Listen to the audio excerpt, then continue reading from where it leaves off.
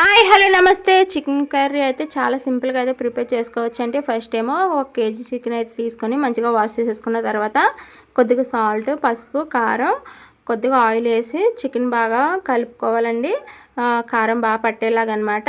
ఇప్పుడు ఇందులోకి వచ్చేసి మసాలా కొద్దిగా జీలకర్ర, ధనియాలు, హోల్ స్పైసెస్, మెంతులు, కాజు, బాదం, వాటర్ మెలన్ సీడ్స్ అయితే వేసుకున్నాను నేను. ఇవి ఒకసారి ప్యాన్ మీద వేసి ఫ్రై చేసేసుకోవాలి.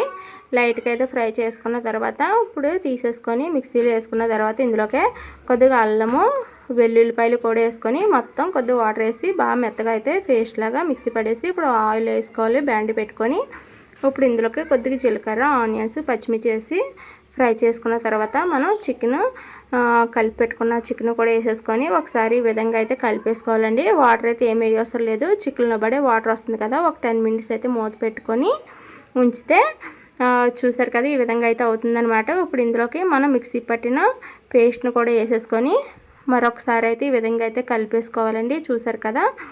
ఇప్పుడు ఇందాక మనం కారం, సాల్ట్ అయితే కొద్దిగా వేసుకున్నాం కాబట్టి ఇప్పుడు చూసుకొని మీకు సరిపడినంత కారం, కొద్దిగా సాల్ట్ వేసుకొని మరొకసారి కలిపేసుకోవాలండి.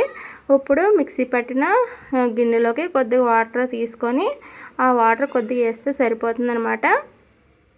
ఈ విధంగా అయితే వేసుకొని మరొక 20 మినిట్స్ అయితే ఉంచితే చూసారు కదా చాలా అంటే చాలా బాగా అయితే ఉడికిందండి.